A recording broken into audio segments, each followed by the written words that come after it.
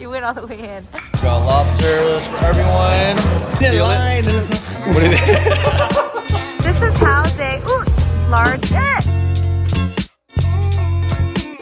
You're Vietnamese now. We're all Vietnamese.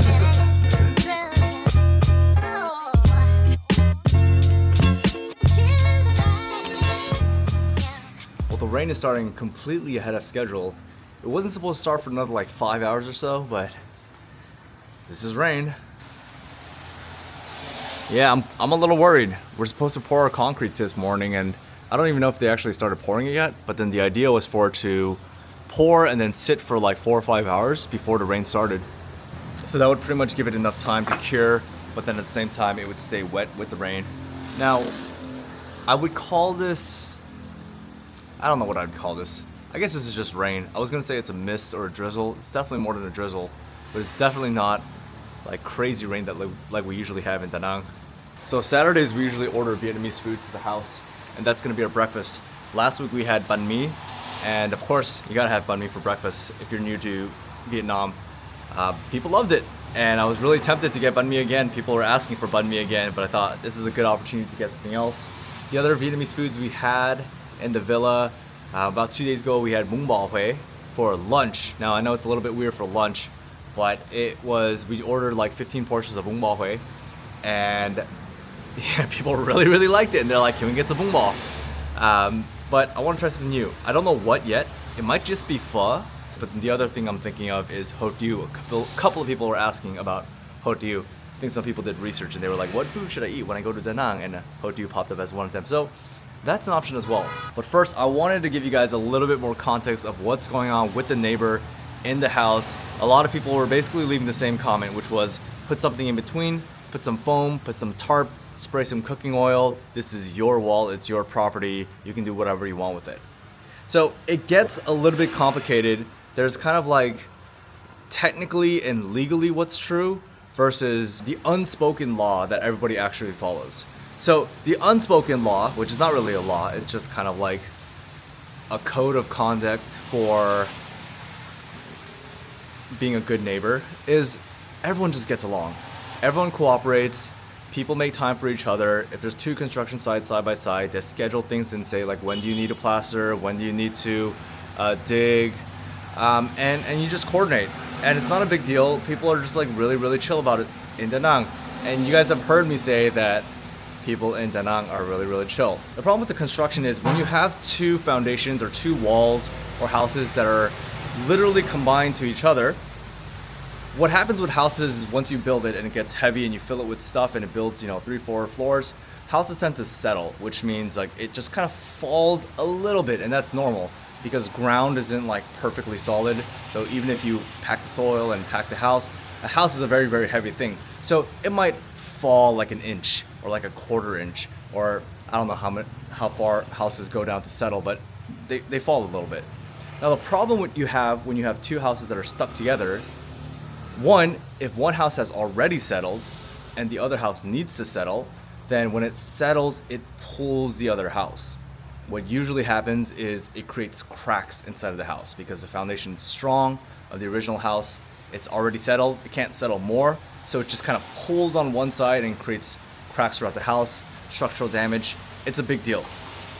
Even if it's a little bit, it's gonna be like cosmetic cracks that are not, structurally like terrible, but it's still cosmetic cracks. It's never a good thing. Now, luckily, we have two houses that are going up at the same time, so they both need to settle. So the impact of one pulling on the other isn't going to be as much. But the chances of two houses settling the exact same amount is like 0, right? They're all going to settle different amounts. If our house is heavier, if our soil is softer, whatever, one might fall an inch, one might fall half an inch, and now you have this discrepancy. So what you're supposed to do, and what they do here in houses in Vietnam, is that you put something in between to make sure that the cement doesn't bond, which means that it's touching, but it hasn't like clung onto each other. So if there is a discrepancy in the settling, there's kind of like a shear. It kind of just goes like that, right? Imagine like it splits along that line, and then there's some like give to it. It's not actually like stuck together. And to do that, generally you put some tarp, you spray it with something, you put some lining, you put some foam, cardboard. It almost doesn't matter what it is.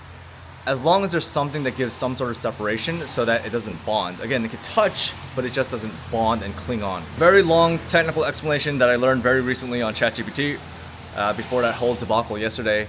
And it's tough for us because we don't know if the things that we're reading online and on ChatGPT are true. So we're trying to double check with our architect and double check with the locals. But a lot of times the locals do some things like incorrectly because they've always done it that way. So it's hard to know what actually is the source of truth and what actually is like the right way to do things. But in this case, our architect was like, yeah, you definitely need to put something in between. These days, the engineers, they go to school, they go to college, they study, they know how to do these things and they know how to do things properly. However, you still have a lot of neighborhood people, people's uncles, you know, people's family friends that are doing construction that don't have engineering degrees or haven't studied engineering at all. They just kind of like learned on the job growing up, which there's some merit to it, but at the same time, it can get pretty dangerous. So going back to actually the legal and cultural issue here and why we can't do anything with this house. The thing about Vietnam is you build all the way up to the property line. So imagine this line right here. If you guys want to get nerdy, if you guys are math people, this is a infinitesimally small, thin line. So there's a line right here with no depth. We build all the way up to the property line. They build all the way up to their property line. Okay, so we built first. We build all the way up to the property line for our foundation. If we go 1 nanometer this way, it is now their property.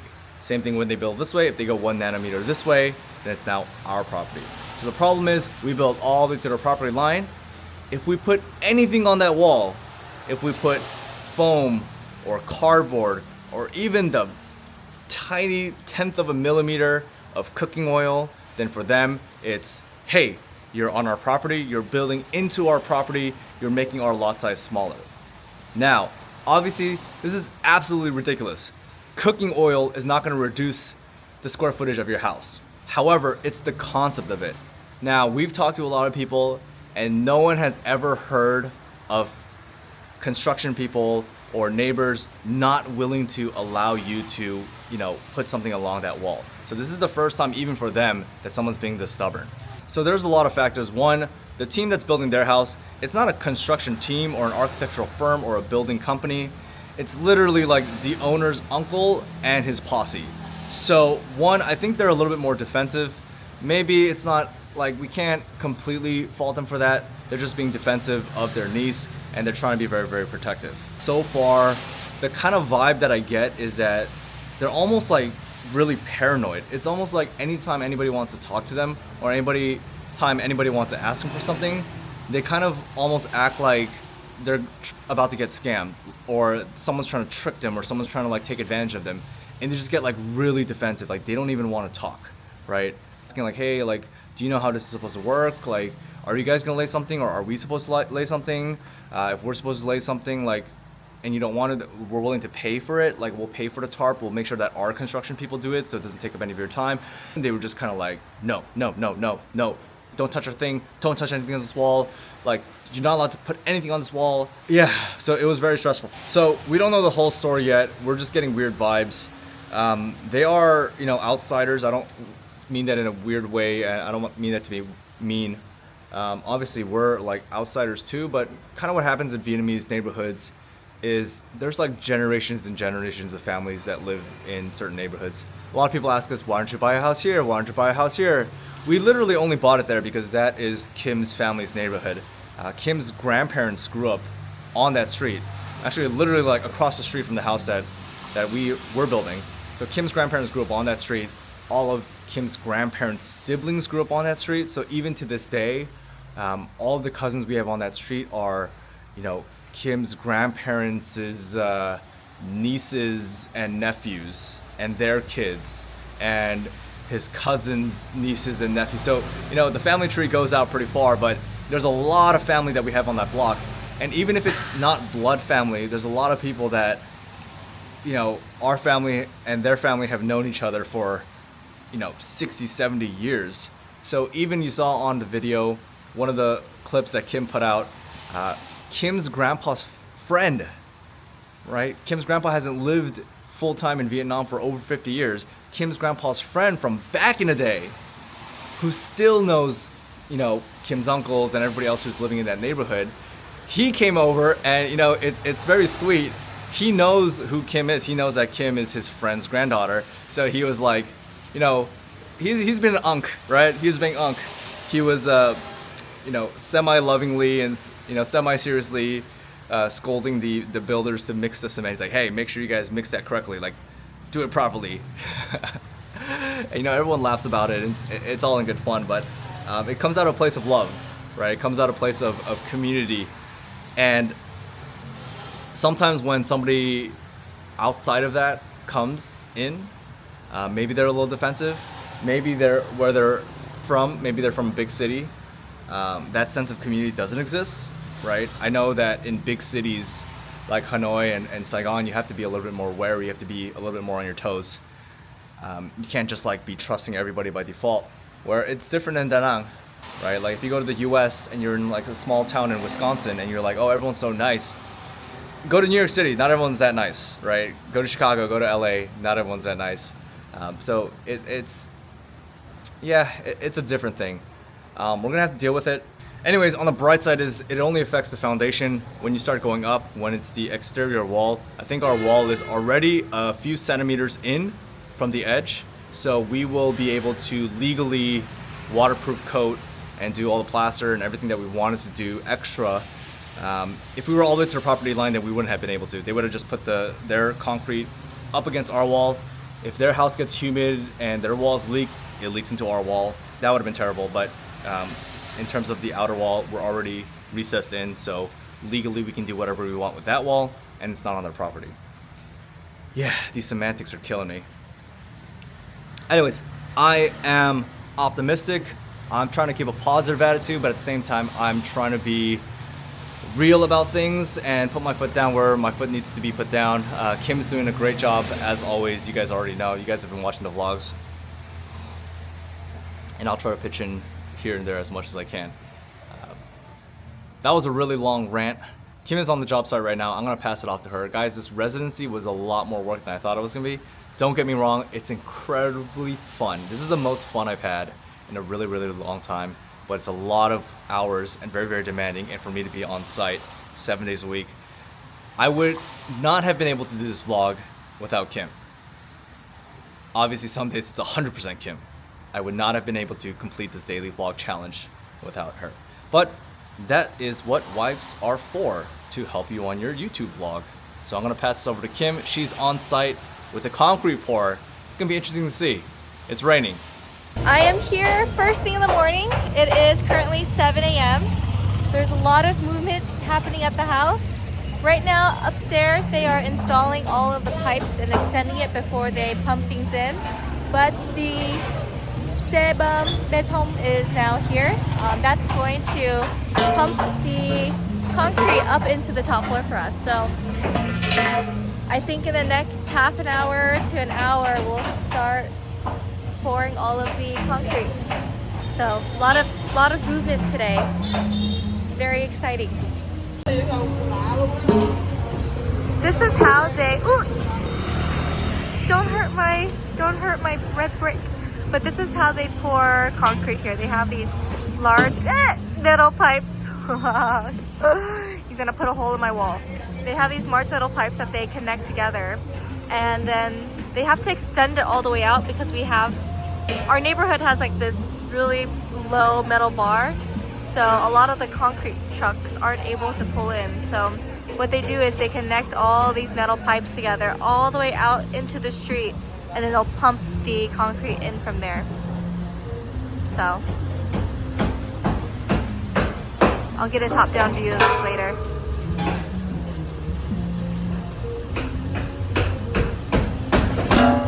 I'm currently waiting for them to start pumping the concrete. The concrete just came. It's out there, so I think they'll be ready to start pumping it in about 10-15 minutes. They're doing some final preparations on our house. I think just some final things by the stairway, but everything else over here is good to go, ready to get filled in. I believe that's our enforcer's friend, so he's been double checking all the work and making sure everything's good to go, since our enforcer's unfortunately still in the hospital. I think Luckily he's okay. He just is now recovering, so I think by next week he should be back. The weather is overcast. It has been drizzling here and there. I think the forecast says it's probably going to start raining, just a little bit of rain around 3-4 p.m. So that'll give us enough time to let the concrete cure until then. Update for the neighbor's house. It looks very interesting. I'm actually very curious to see what the final design looks like. They look like there's a pool. So they have a pool out in their front. There's a small walkway, leads into their living room. I believe back there will be their kitchen. I think this might be a landing area or a bedroom, but then in the back are the restrooms, and I can tell by like the little restroom holes for air venting. The top of the roof looks very cool. I like this structure shape that they have going on. So I'm very curious to see what the final look of their house will be. It's very interesting, so I'm very curious about that. And then our neighbors in the middle, they have taken off all the framing for their concrete that they poured yesterday. Probably within the next couple days they'll pour in back all the soil, and then right after they pour the soil, I'll make sure that our team goes in ASAP to plaster our side of the wall and properly water seal it before they start to lay the brick over there. That's something I want to make sure we are on top of and make sure we can have that done, since they will most likely be putting their brick directly against ours. So once that's there, there's no way for us to access that wall anymore. So we want to make sure we're proactive about that and plaster ahead of time. There's 3 teams today. There's our construction crew team, these guys in the blue shirt, and down there, they're the water and electricity crew. So they made sure to include all the pipes are in place before we do the pouring cement. And then there's also the concrete crew over there. So 3 different teams, which I'm starting to recognize who is who. What's helpful is they all have their branded t-shirts and clothing that let me know like what they're doing. This is the team member from our construction crew. So he is actually checking to make sure the concrete that they're pouring today is good. Like the mixture is the correct mix. They're doing tests right now. It looks like it's the pipe test. I don't think I can get over there in time to show you guys, but essentially what they're supposed to do is lift up that tube, and depending on the spill of the concrete determines the mixture quality. So they're all double checking to make sure everything is good. Yeah, he's taking a photo of it. Watch him. There he goes. There he goes. Nice. Okay. So there's always somebody validating that we're getting what we purchased. They gotta spray all of the wood and all the sides down before they pour the concrete. So they just extended the water pump down there, pull it up to here so they can start spraying all the sides. But all the guys are sitting there waiting. We're ready to go. What's the holdup? The holdup is water. So now that they finally have the water, he should start spraying it, and then we can start pumping it. That don't look good, bro. That don't look good at all. Oh man, the seal was not. There we go. See, we are all waiting in anticipation to start pumping the concrete.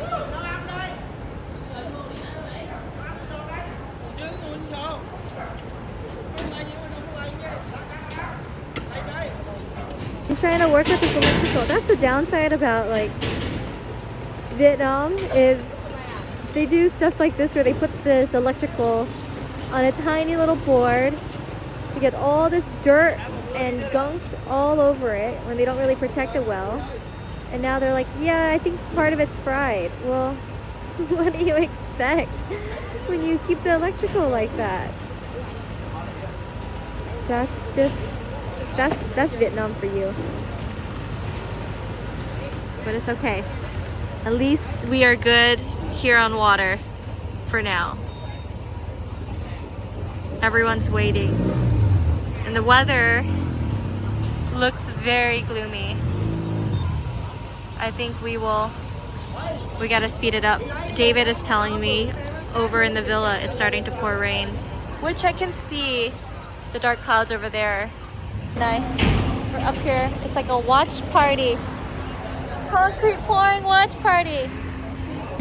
They do have those vibrating stick machines to make sure that the concrete gets poured evenly, disperses all of those air bubbles out. So we can see that's what that machine is.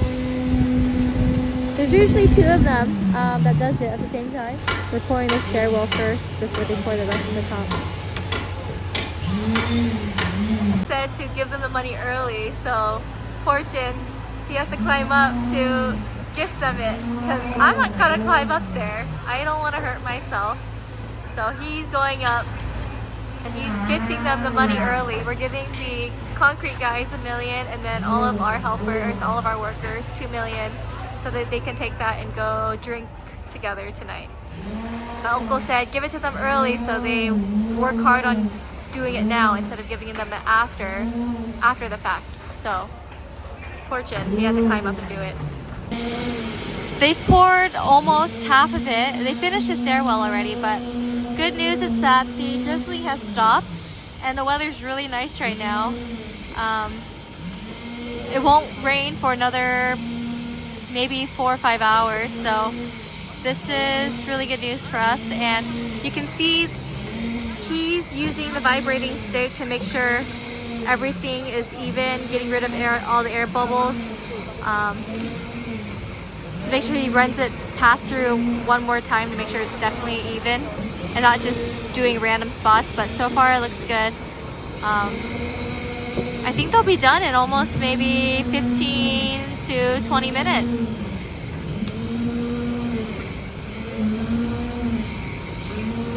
You know, the funny thing is a lot of locals, even my uncle and other uncles in the neighborhood, they're like, no, mixing concrete by hand is way better. It's stronger, you know exactly what you're putting in there. You can do the mix yourself and determine all the different, you know, make sure that it's like there's no bad stuff in it. So a lot of them are like against using these pre-mixed concrete where they come by in the truck because they don't trust that it's good, because there's been so many instances of people getting ripped off or gypped with bad quality fake concrete, etc. Luckily not luckily, but I mean David and I, we chose to go with a reputable construction firm that we can trust that they are using the best quality and that they're verifying, validating it. And we also have our own enforcer and his friend, just to help us double check everything too. My uncle took some of the extra cement that they have. He's going to try to patch up the side of his house so that when it rains, the water doesn't pool right here. It goes right into his pipe. So he's like, let me just steal some of the extra cement that you guys don't need anymore. That basically wraps it up for today. They are almost done. They're gonna finish leveling out some of this, but then they're gonna cover the whole thing up with tarp because it is planning to rain pretty heavy in the next day, but they want to make sure that they can give time for the concrete to cure without a lot of rain impacting it. So always good to cover it to be safe. In one of David's previous videos, I noticed a hole in the wall. So I had asked my helpers, our team, to help fix the hole for me. So they're patching this one and the other one. They're making sure they cover it because I was like, there we go. Đánh cái hồ quanh rút chơi thôi. Ba ra thùng nước á.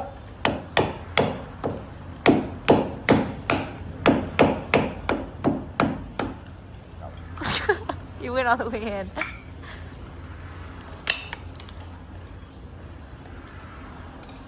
But these are things, you know, it's like I realized once we become friendly with them, it's easy to ask them like, hey, can you fix this for me? Do you mind taking a look at that? Blah, blah, blah. And they're pretty chill about it. That's 90%. I'm fine with that. I'm okay with it because they're gonna plaster over. So as long as you don't try to plaster over a giant hole, I'm okay. I was having a conversation with one of my cousins who does construction in this neighborhood as well, and I learned something pretty interesting.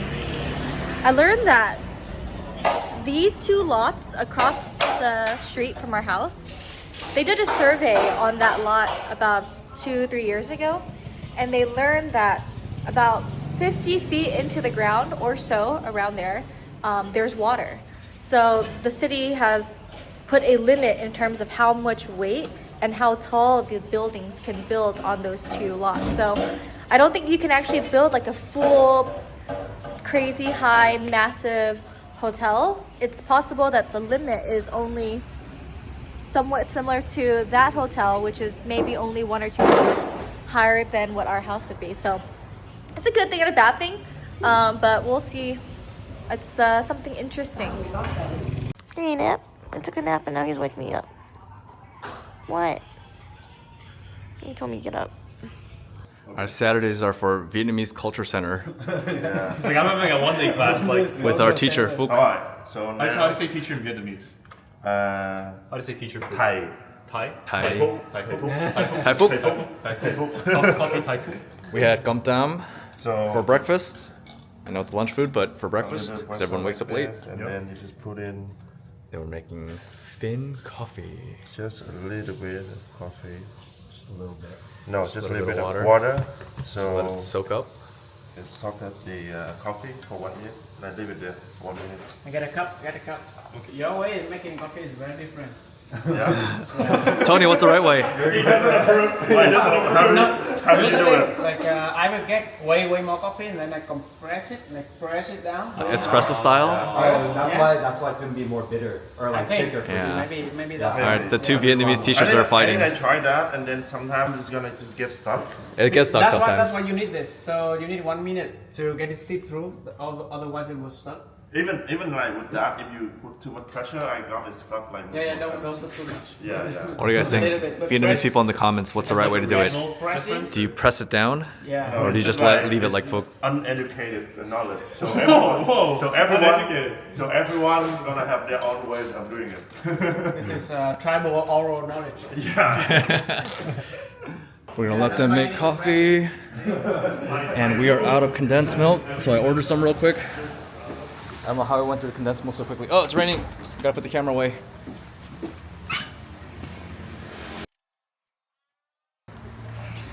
Alright, we got the condensed milk.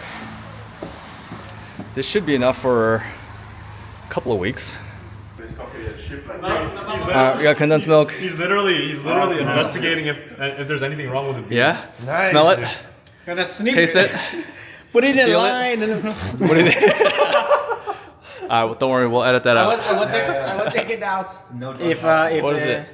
I was checking if it's too wet or what. I feel like a little bit too wet. Yeah, because we put water, and then it's supposed to be like 1 drop per second, but the water was like, whoop. Like, Yeah, you have to compact it a little bit, I think. Yeah. Condensed milk inside. It depends on, I'll tell you when it's like a normal amount, not like a Phuc amount. No. Also depend on how sweet you want it is. More. You know they also probably good. like one. Yeah, I think Yeah, that's enough. Yeah. and then mix it and then taste it, and you can always put more. you spoon? But then Phuc is like this much condensed milk and then like 2 drops No of coffee. man. That's why we keep running out, man. No man. We had like 2 cartons of it, we're already out. No, I always use one. I think like I one think is Maybe a little bit more. consistency of this is good enough so that you can consume it like that without ice. Oh, so Usually it's Still, very dense. still a little bitter. I'll throw some ice cubes in Yeah, there. some Get some to like Got you some ice. and then I think Ice cubes? Yeah. There's still a lot of condensed milk. You gotta mix it better. And, so you need to really mix it up. Yeah, let's get some ice cubes. Full service. I think it's gonna be. it's gonna be okay? Look at this. I trust you. Oh, like Tony just had 2 hard. Wait, why is this in a pot? So we have a lot. 'Cause people go through it so fast that it's like we gotta put it in the pot. Yeah, I take a lot of ice every day. Yeah, this is like classic Vietnamese. Whoa, yeah. it's like popping. It's not classic because this is filtered bottled water ice, not street ice. Not dirty ice, you mean? Not danger ice. Also normally I call it danger ice. Danger ice. Yeah. The middle of Vietnam coffee. In Saigon, in Ho Chi Minh City, they will do a lot of small ice, and the ice will be like Yeah. this much. We like it this But this small one, size. I say the consistency is very, it's not very dense, so it's good to consume. Yeah. Okay. For Saigon coffee, they are really dense, so you need a lot of ice to balance it out. The other thing in Saigon is they shake it. So like a cocktail. Yeah, so they shake it, so it's a little foamy. I actually prefer it this way, but Yeah, This it's is this more way. like in Da Nang, Hue, the areas around here. They prefer it to be like this. Do you like it? It's good. It's really good. Yeah. Yeah. It's nice. High five. Right. you're Vietnamese now. Thank you, Tony. We're all Vietnamese. It is another weekend, so we're doing another outing. It's empty because I got here a little bit early just to make sure our reservation was all good. Hello. Look who showed up. Look, celebrity appearance. Where's everyone Excited? Yeah. They're coming. The first one that I talked to, he was on the second floor, so I like ran over. I was like, "Hi, you remember me?" He's like, "Oh my God, Dave!" He like gave me a hug and everything. You're famous. Kim's famous here. Yeah. Did you say we had our wedding here? Yeah. But this place is called All Seasons. It's pretty great. It's gonna be like $40 a person for one full lobster plus all you can eat. So it's all you can eat, but they actually like cook it in the kitchen back there. It's not like buffet style, where it's like all the food's already laid out. So the food comes out fresh. I pre-ordered some stuff, but they have like a really big menu. So they got appetizers, desserts, fried rice, crab, shellfish, basically like all types of soups. But yeah, they basically have like all types of seafood. We got lobsters for everyone. Everybody happy? Everyone got lobsters? Got your lobsters? Oh, waiting for lobster. I can't believe that we're actually having lobster. We got carpaccio, we got oysters, we got lobsters, we got seafood tower. Seafood towers. We pre-ordered it, but it took so long. Oh, back by popular demand. Hi, Nala. Hello, Nala. The vlog missed you. Did you miss the vlog? Say hi. All right, where's the others? Mew, Mew, get on the camera. Cat, where's the other one? Where'd he go? Gail. You're new, but people still know you now. Yeah, Gail. All right. What do you want? You want more camera time? You diva. I forgot to end the vlog, so I'm ending the vlog. Thanks for watching, guys. I'll see you guys tomorrow. Bye-bye.